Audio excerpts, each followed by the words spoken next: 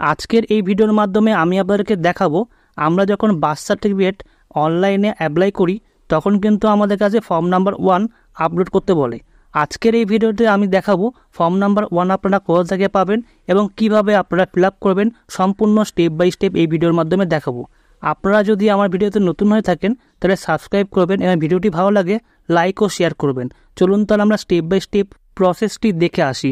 সবার প্রথমে আপনারা গুগল ক্রোমে এসে জন্ম মৃত্যু ওয়েবসাইটটি আপনারা সার্চ করে নেবেন। সার্চ করলে কিন্তু জন্ম মৃত্যুর যে প্রথমে সেই সাইটটি দেখতে পারবেন, সেই সাইটটিতে আপনারা ঢুকে যাবেন। ঢুকলে কিন্তু আমাদের department of health and family ওয়েলফেয়ারে হোম পেজে চলে আসবেন। যদি আপনারা না আসতে পারেন, আমার ভিডিওতে নিচে লিঙ্ক দেওয়া থাকবে, আপনারা সেই লিঙ্কে ক্লিক করে আপনারা কিন্তু আসতে পারেন। ডান সাইডে 3 ডট দেখতে পাচ্ছেন, এখানে ক্লিক করবেন। ক্লিক করলে কিন্তু আমাদের অপশানটি খুলে গেলে সিটিজেন সার্ভিস যে অপশানটি দেখতে পাচ্ছেন, সিটিজেন সার্ভিসে আপনারা ক্লিক করে দেবো। ক্লিক করলে নিচের দিকে নামলে ফর্মস বলে যে অপশানটি দেখতে পাচ্ছেন, সেই ফর্মসে আমরা ক্লিক করলে আমাদের নিচের দিকে নামলে ফর্ম নাম্বার 1টি কিন্তু আমরা দেখতে পারবো। এই ফর্ম নাম্বার 1টি ক্লিক করলে ডাউনলোড অপশানটি আসলে আমরা ডাউনলোড করে নেবো এবং এখান থেকে পিডিএফ অপশানটি আমরা সিলেকশন করে নেবো। সিলেকশন করলে কিন্তু আমাদের যে ফর্ম নাম্বার 1টি সেটি কিন্তু খুলে যাবে। আপনারা দেখতে পাচ্ছেন ফর্ম নাম্বার 1 বাঁ দিকের সাইডের উপরে লেখা আছে, এখানে বার্থ রিপোর্ট বলে লেখা রয়েছে। আমরা এটা ইংলিশ ফরম্যাটে দেখতে পাচ্ছি, এটা কিন্তু বাংলা ফরম্যাটও আছে। আপনারা একটু স্ক্রল ডাউন করে নিচের দিকে নামলে কিন্তু আপনারা নিচের দিকে দেখতে পারবেন বাংলা ফরম্যাট। এবং বাংলা ফরম্যাটে আজকে দেখাবো আমরা ফর্মটি কীভাবে ফিল আপ করবেন। দেখুন, সবার প্রথমে আমরা দেখতে পাচ্ছি ফর্ম নাম্বার 1 এবং তার নিচে লেখা আছে জন্মের তারিখ। এখানে জন্মের তারিখটা যেটা আছে বেবির, সেই জন্মের তারিখটা কিন্তু আপনারা এখানে লিখে দেবেন। লিখে দেওয়া হয়ে গেলে তারপরে কিন্তু আপনাদের 2 নম্বরে দেখাচ্ছে লিঙ্গ, পুরুষ না মহিলা, এবার সেটি আপনারা কিন্তু এখানে টিকমার্ক দিয়ে দেবেন।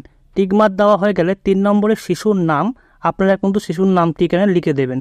4 নম্বরে চলে আসবেন এবং 4 আর 5-এ আছে পিতা মাতার নাম এবং আপনাদের পিতা মাতার ঠিকানা এবং আধার কার্ড নাম্বার যদি থাকে তাহলে আধার কার্ড নাম্বারটি কিন্তু এখানে বসিয়ে দেবেন। আপনারা 6 নম্বরে চলে আসবে। 6 নম্বরে আসলে আপনারা দেখতে পারবেন শিশুর জন্মের সময় পিতামাতার ঠিকানা, এখানে কিন্তু বসিয়ে দেবেন। শিশুর জন্মের সময় পিতামাতার যে ঠিকানা ছিল সেটি কিন্তু এখানে দেখে দিয়ে যেমন আছে তেমন বসিয়ে দেবেন। সবার প্রথমে ঠিকানা, তারপর মৌজা বা ওয়ার্ড, তারপর ব্লক বা মিউনিসিপ্যালিটি, তারপর পোস্ট অফিস, থানা এবং জেলা আপনারা কিন্তু সম্পূর্ণ লিখে দেবেন। লেখা হয়ে গেলে আপনারা নিচের দিকে নেমে আসলে 7 নম্বরে আপনারা দেখতে পারবেন পিতামাতার স্থায়ী ঠিকানা। পিতামাতার স্থায়ী ঠিকানা আপনারা বসিয়ে দেবেন। মৌজা, ওয়ার্ড, ব্লক, মিউনিসিপ্যালিটি এবং পোস্ট অফিস, থানা এবং জেলা আপনার যেটি হবে সেটা আপনারা বসিয়ে দেবেন। বসিয়ে দেওয়া হয়ে গেলে 8 নম্বরে চলে আসবেন। এখানে কিন্তু জন্মের স্থান, এখানে যেটি হবে সেটা আপনারা কিন্তু টিকমার্ক দিয়ে দেবেন এবং টিকমার্ক দিয়ে আপনারা কিন্তু তার নাম, ঠিকানা, অ্যাড্রেসে বসিয়ে দেবেন। যদি আপনাদের হসপিটাল হয় তাহলে হসপিটালে আপনারা টিকমার্ক দেবেন এবং আপনাদের ঠিকানাটা তার বসিয়ে দেবেন। যদি বাড়িতে হয় তাহলে বাড়িতে টিকমার্ক দেবেন, বাড়িটির ঠিকানাটা আপনারা সম্পূর্ণভাবে বসিয়ে দেবেন। তারপর আপনারা 9 নম্বরে চলে আসবেন। 9 নম্বরে দেখতে পারবেন সংবাদদাতার নাম ও ঠিকানা, আপনার সংবাদদাতার নাম ও ঠিকানাটা বসিয়ে দেবেন। বসানো হয়ে গেলে 10 নম্বরে আপনারা চলে আসবেন। 10 নম্বরে কিন্তু আছে মাতার বাসস্থান। মাতার বাসস্থান গ্রাম না শহরে যেটি হবে আপনারা টিকমার্ক দিয়ে দেবেন এবং যদি আপনারা টিকমার্ক দিয়ে সেই জায়গাটির নামটি আপনারা বসিয়ে দেবেন। তারপরে আপনাদের লেখা আছে গ্রাম না শহর, যেটি হবে সেখানে টিকমার্ক দেবেন। তারপর জেলার নাম, তারপর রাজ্যের নাম আপনারা বসিয়ে দেবেন। বসিয়ে দেওয়া হয়ে গেলে 11 নম্বরে চলে আসবেন। 11 নম্বরে বলছে ধর্ম, আপনাদের কোন ধর্ম থেকে বিলং করছেন সেই ধর্মটা কিন্তু আপনারা টিকমার্ক দিয়ে দেবেন। হিন্দু না মুসলিম না খ্রিস্টান যেটি হবে সেটা কিন্তু আপনারা টিকমার্ক দিয়ে দেবেন।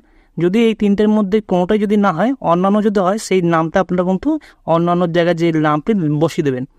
12 নম্বরে চলে আসবেন। 12 নম্বরে বলছে পিতার শিক্ষাগত মান এবং 13 নম্বরে মাতার শিক্ষাগত মান, আপনার যা হবে সেটি আপনারা বসিয়ে দেবেন।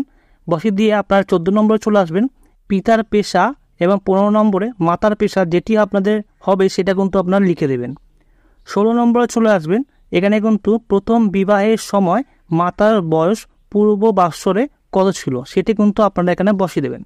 17 নম্বরে চলে আসবেন। এখানে কিন্তু বলছে এই সন্তানটি জন্মের সময় মাতার বয়স কত ছিল সেটি আপনারা বসিয়ে দেবেন।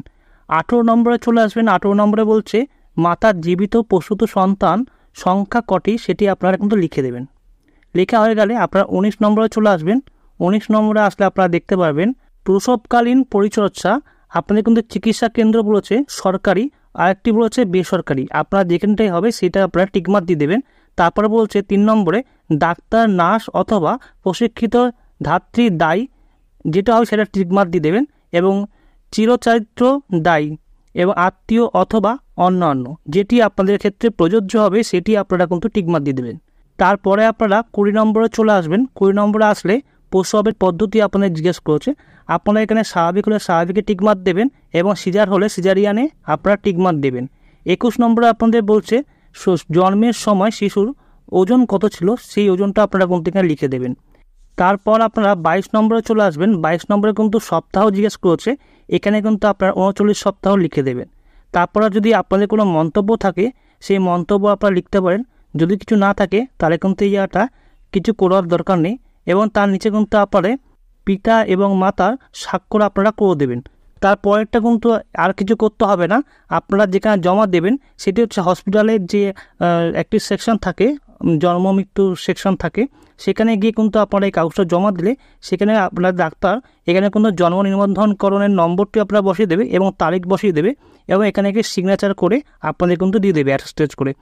এই কাগজটাই আপনারা কিন্তু স্ক্যান করে অথবা ছবি তুলে আপনাদের 150 কেবির মধ্যে কিন্তু আমরা যখন বার্থ সার্টিফিকেট অ্যাপ্লাই করব তখন কিন্তু আমাদের নিচে ডকুমেন্টস হিসেবে যখন 1 নম্বর ফর্মটি আপলোড করতে বলে তখন কিন্তু আমরা এই ফর্মটাই কিন্তু আমরা আপলোড করে দেবো।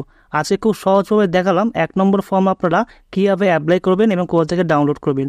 আপনারা আমার ভিডিওতে যদি ভালো লেগে থাকে আপনাদের লাইক ও সাবস্ক্রাইব করবেন। কিছু জানাবার থাকলে আপনারা কমেন্ট বক্সে আমাকে জানাতে পারেন।